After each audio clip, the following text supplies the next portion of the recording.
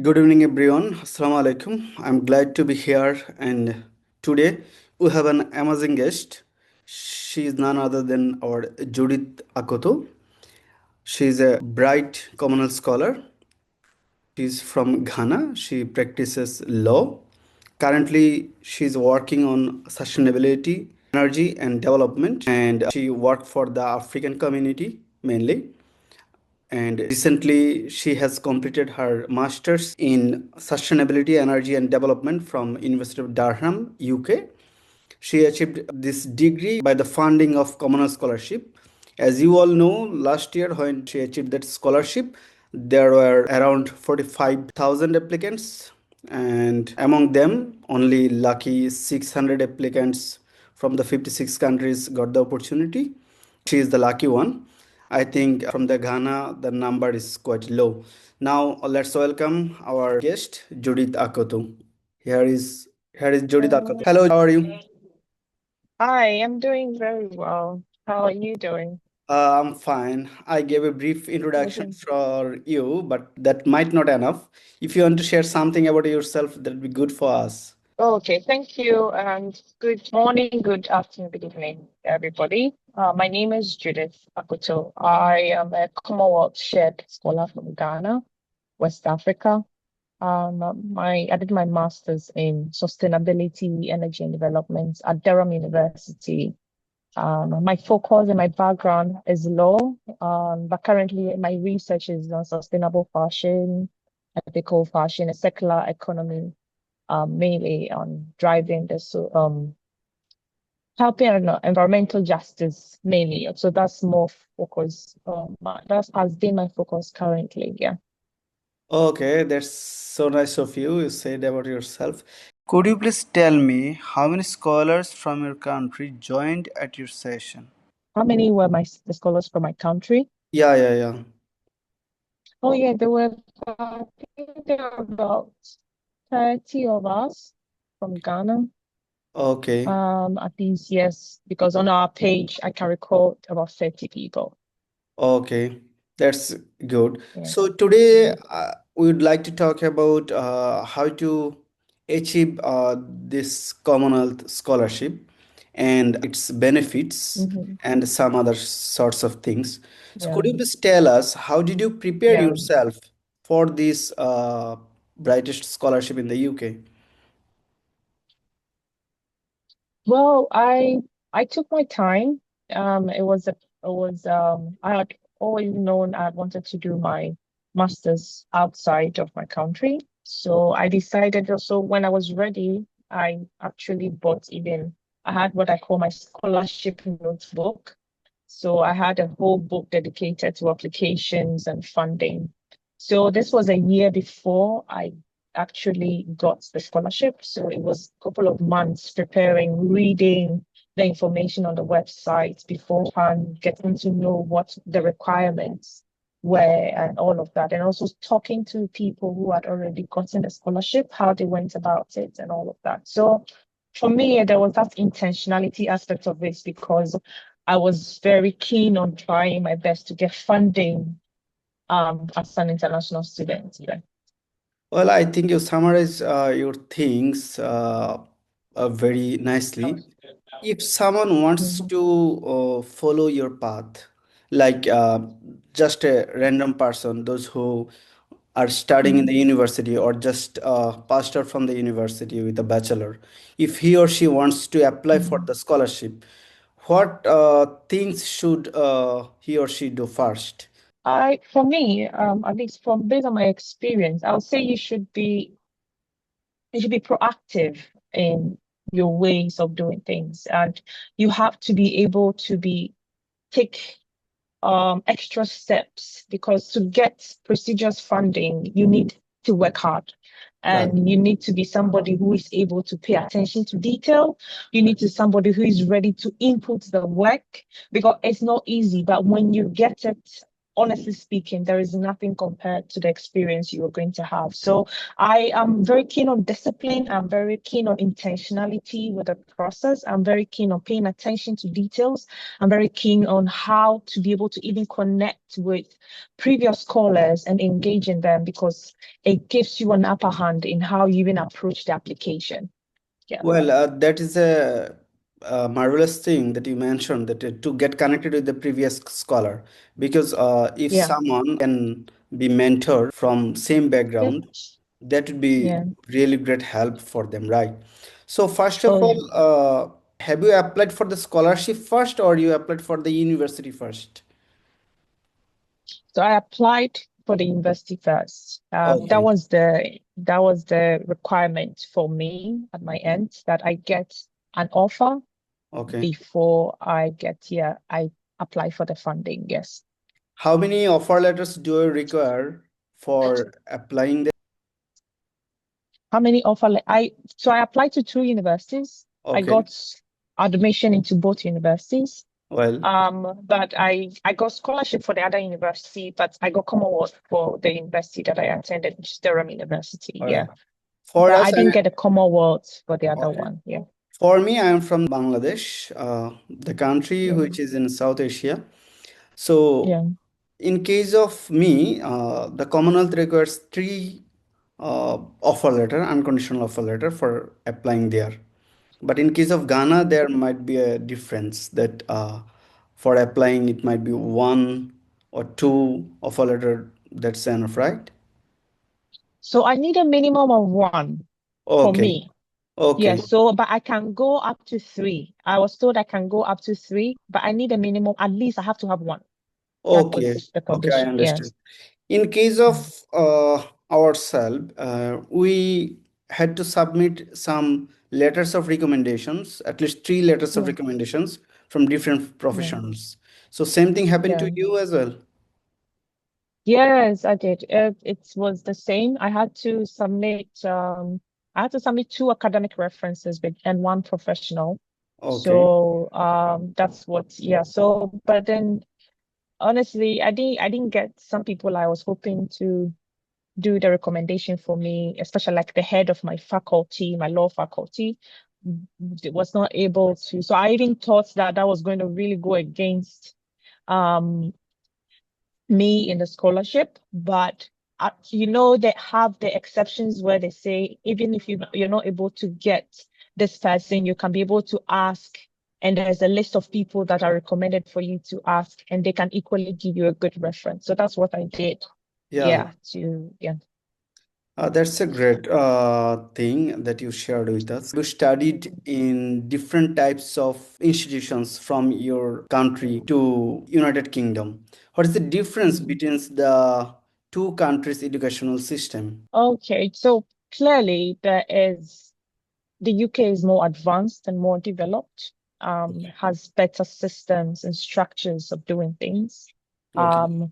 But then I also believe that my school in my home country gave me the very needed foundation and grounding for me to be able to get, because the kind of work I did here was able to help me to be able to actually meet the capacity of what was required of me in the UK.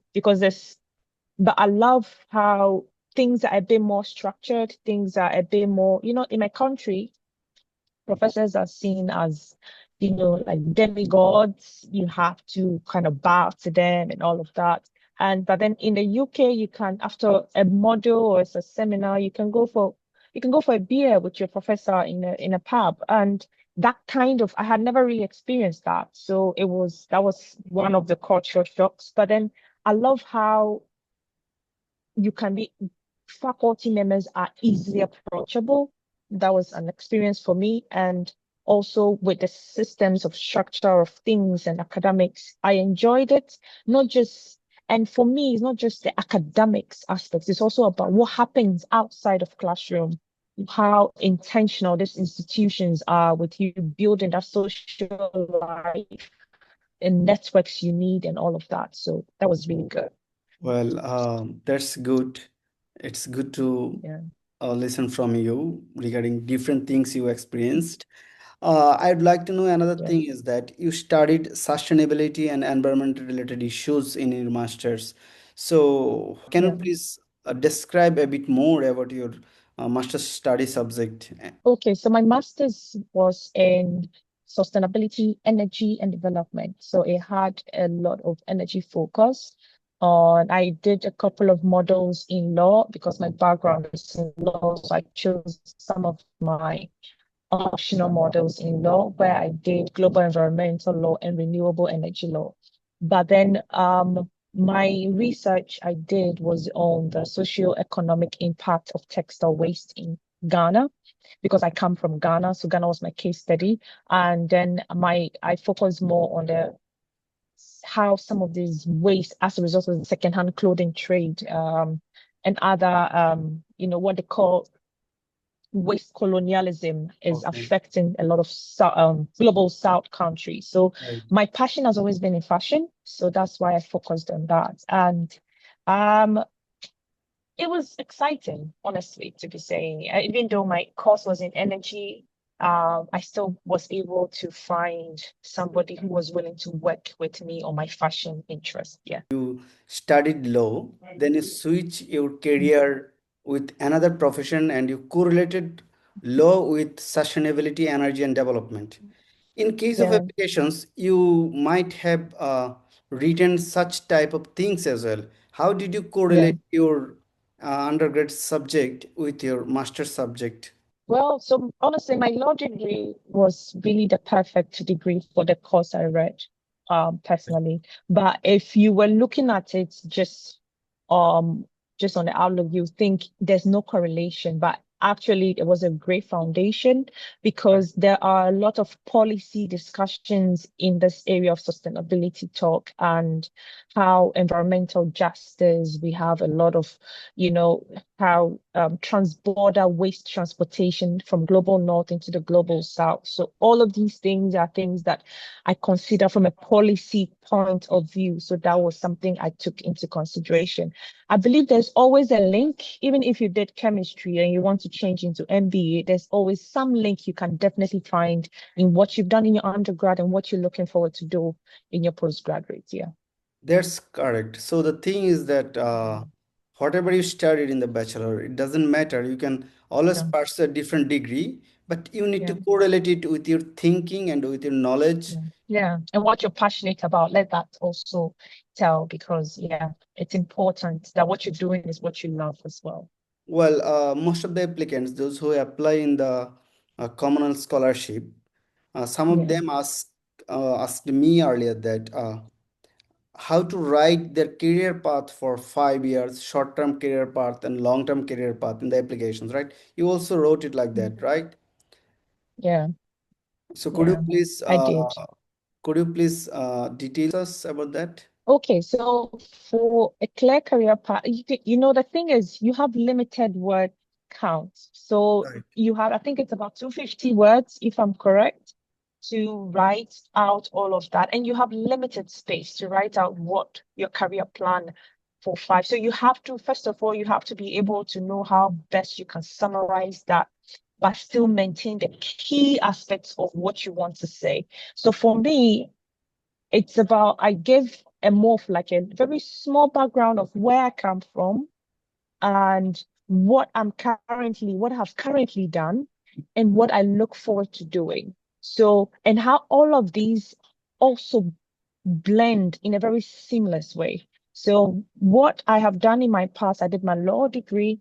I already have my law experience and background in that. I'm looking forward to working in the fashion industry and building this and this, working with this and this organization. And I believe this master's is going to be able to set me on that path to be able to achieve that goal. So if Commonwealth is to invest in me, these dreams and these goals I have set for myself are goals I believe are very much achievable. So I believe it's also about pitching yourself because you're just literally telling them that if you invest in me, it's going to be worth it because these are valid dreams I have. And I know that if I'm able to get this offer, I'm going to fly. that kind of That's thing. Yeah. great. So That's great. yeah, So that's the confidence you show to the Commonwealth Scholarship Authority that yeah, if you invest in me, yeah. it will make a greater change in the community. Yes, So yes. And that's it's going to, absolutely. In my that's a community, my country, I think I gave different, I think I gave even for my family, for my community, for my country. Yeah. So, yeah, yes. you are good at describing the things very nicely. That's why you get this, you got the scholarship, I believe. Judith, I uh, I also know that you were the regional coordinator for the Commonwealth Scholarship and Yeah. in the Northeast, right? Yes, in the Northeast region. Yeah. Okay, Northeast region. Could you please tell us about that experience as well? Yes, so I got offered a leadership role as the regional network coordinator for the Commonwealth Scholarship in the Northeast. So my role is was to basically coordinate events, organize a maximum of about 3 to 4 events across 15 universities in the Northeast region. So I could equally do a virtual or in-person meetings. I had 3 meetings. I had 2 virtual meetings and one in-person meeting. And this was an opportunity that really stretched me aside just my normal scholarship, but it also opened me up to a leadership opportunity to be able to explore how coordination, stakeholder engagements, how I can be able to bring people together. And so that was a great opportunity I had from Commonwealth Scholarship. It had its own challenges, but it was worth the experience I had. Yeah. Yeah, that's a great opportunity for you, and I believe you Mm, truly make a good advance in every mm, aspects of the Common Scholarship because I met you mm. in meet and greet function for the Common Scholarship arranged at Queen Yeah. Elizabeth Center in London. I also met you in the farewell program as well. Yeah. And another thing I would like to know from you that Hmm. in case of applying regional leadership program, Yeah. what thing did you focus mainly? Okay, so with the role, right, with the regional network Right, coordinating role, yeah, so my role was, my focus was on, because it was going to be mainly on coordinating events across different universities. I had to prove that I have had an experience in such okay, a circumstance or situation. So I'm into events right. personally. That is a background I have, but I had never done it on a more formal basis. So I communicated that I have and also my background in retail, because I ran a shop for some time in my past. So I coordinated how I can be able to customer service, also how you are able to coordinate and engage important stakeholders and all of that. So that's how I linked it to prove myself. And yeah. Correct, you are. Now let's get back to your research topic for the master's program. Yeah. As you know that Yeah. you have a dissertation like everyone in the Yeah. master's. Yeah. Could you please Yeah. tell us a detail about your dissertation topic? Yeah, so my dissertation topic was charity to crisis, exploring the environmental implications of textile waste in Accra, Ghana.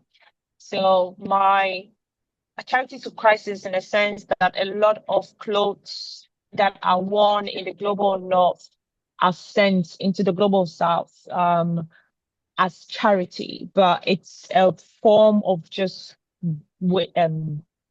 dumping, especially due to fast fashion where clothes are not properly being made at the quality and the standard it's supposed to meet. So a lot of this was my focus was on the environmental implications. Some of the environmental implications are the pollution. So my pollution of water, the pollution of the soil, pollution of air, pollution of different kinds. So I also those are also wild marine life extinction, because we have turtles and even marine life that live on the shore that have been extinct because of this waste issue. So those were the things I was tackling, and it was mainly an ethnography research, more qualitative focused. So that was my research focus, and I loved it. I enjoyed it. I've even had the opportunity to work with. I'm currently working with an organization in Ghana that is tackling this issue as well. And hopefully next year I get to start my internship with the United Nations on the same kind of research. So that has been a great one for me. Okay, that's great. It will be great news if you are hired by United Nations for an internship. It will be really Yeah. amazing. And when are you going to start it? Have you get the confirmation I'm letter? certain.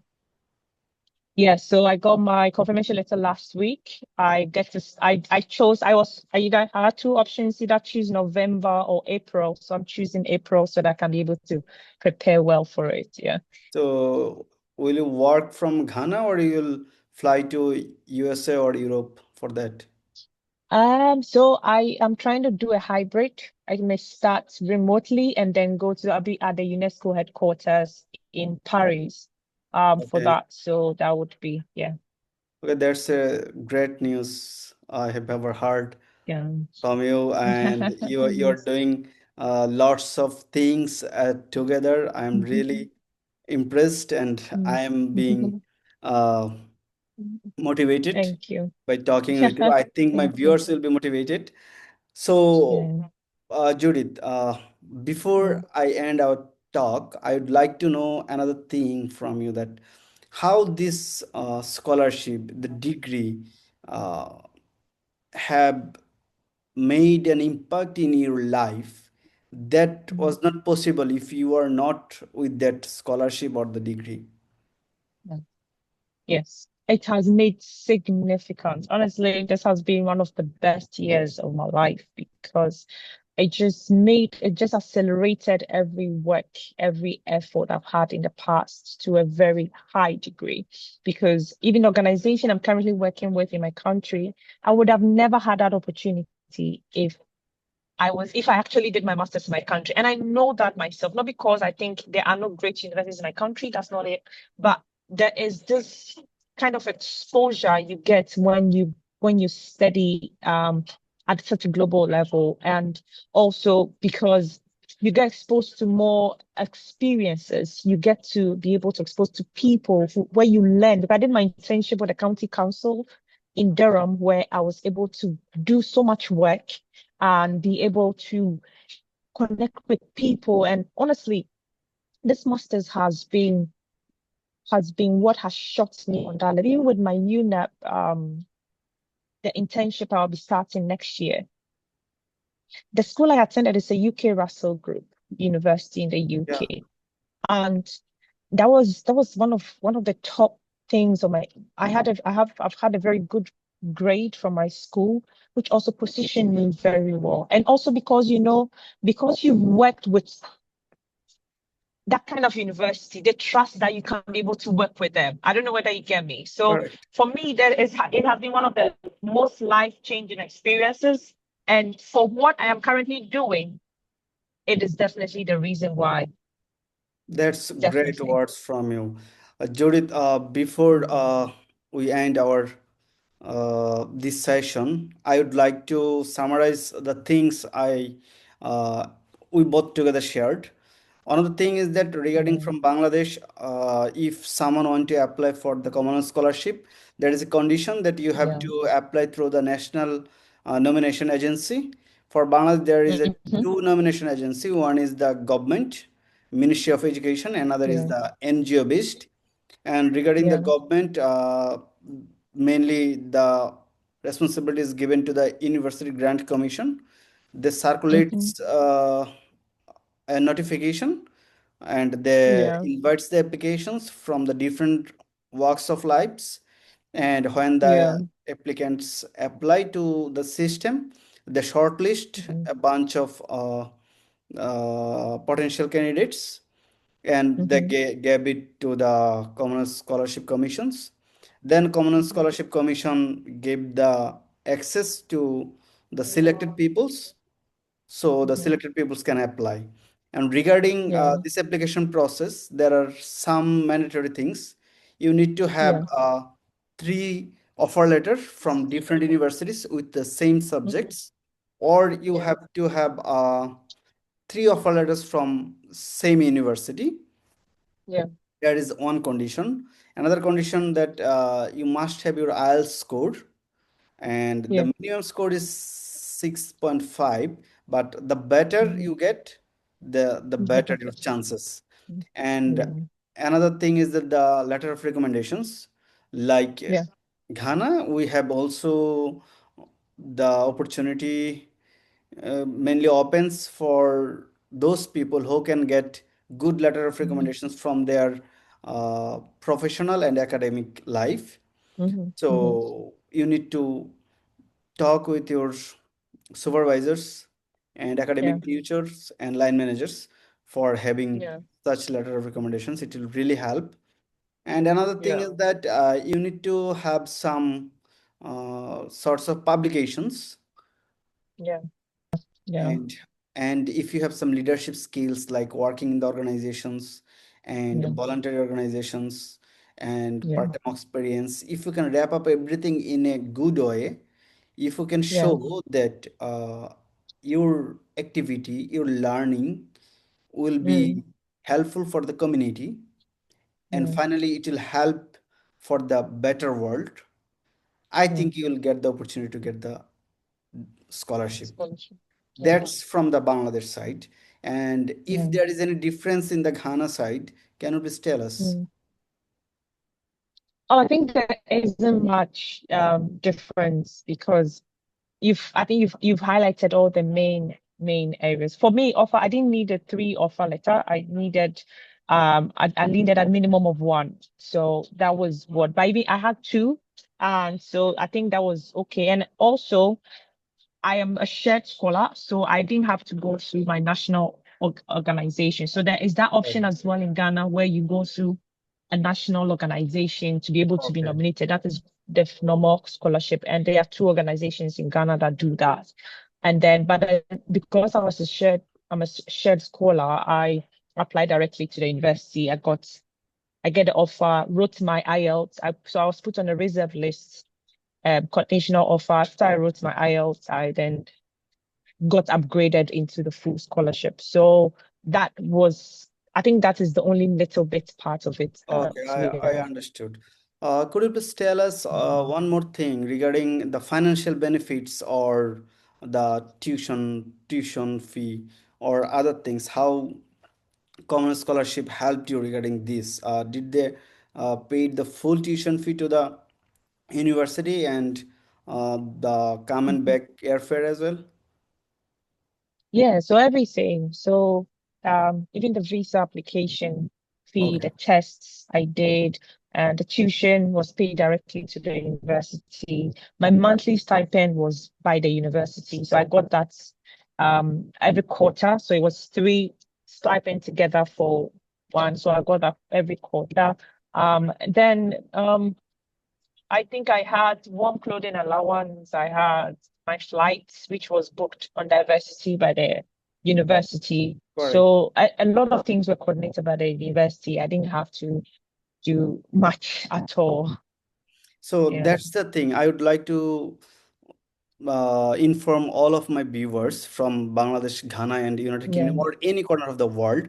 If you get the opportunity to study, you will be everything. given all costs Yeah, like return air tickets, your train fare, yeah, and you will get a yeah, monthly stipend, which was yeah, more than £1,000, and yeah, you will get paid for your clothings as well, and your yeah, health insurance is free.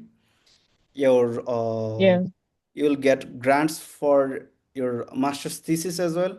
You'll get travel yeah, cost if you want to travel from like northern part to the southern part of in the UK for any programs. mm, So, in yeah, my opinion, this is one of the best scholarship in the world. In UK, mhm, Foreign Commonwealth and Development Office yeah, (FCDO) mainly organizes such scholarships, And there are three types of Yeah. scholarships. One is Commonwealth, second one is Chebnin, other one is Marshall. So if you get Mm, mm, one of these scholarships, you will have the opportunity to meet mm, all the scholars from different corners of the world. You will mm, get connected with different people, different scholars, and you will have a good connection like I and Judith got mm. the connection. Mhm. So that's a Yeah. really amazing opportunity. The thing you need to do, you need to focus your study, and you need to plan how will you sell yourself to the Commonwealth Scholarship Authority Mhm. that you are available Mm, for the world and you are the better mm, than any other applicants, because the success mm. rate is less than 3%. Yeah. It's 1% actually. Oh, it's 1%. Yes. So if Mm, the success rate is 1%, it's really tough. So yeah. that's it from my side. And I think you will also follow Judith Akoto and our Tech Talk. And I would like to know any last words from the Judith before I hand over the mic to you. I would like to thanks for attending today's Tech Talk session. And I'm signing off from now. And Judith, could you please tell anything to the audience? Okay, so hello everyone again. So thank you for organizing this, Shamshul. It's been very educative. Honestly, what I'll say to everyone is don't underestimate any experience you have, because you never know what you may be underestimating, maybe what the board even wants to read or wants to even help or fund you. It may be even what even positions you in the right place to be able to get the scholarship. So don't underestimate any experience at all, and learn to pitch yourself very confidently. Be confident, and in your writing, let it reflect, let your experiences reflect. If you have gone through any challenges in the past that may have not really helped you to make some of the grades, because I know people who got a scholarship even with a second lower. Just let those stuff. Don't lie about anything. Be honest, but let your confidence, let every experience you've been through also reflect. And honestly speaking, what if you get? Don't ask what if I don't get it. Ask what if I get it, or why not me. So I wish you all the best in the application.